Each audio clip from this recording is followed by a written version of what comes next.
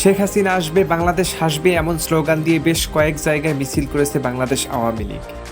নির্বাচনের মাস ঘোষণার পরপরই নিজেদের অস্তিত্বের জানান দিচ্ছে আওয়ামী লীগ। ছাত্রলীগ নিষিদ্ধ, অপরদিকে আওয়ামী লীগের কার্যক্রমও নিষিদ্ধ। তারপরও যেন তাদের দাবিয়ে রাখতে পারছে না ইউনূস।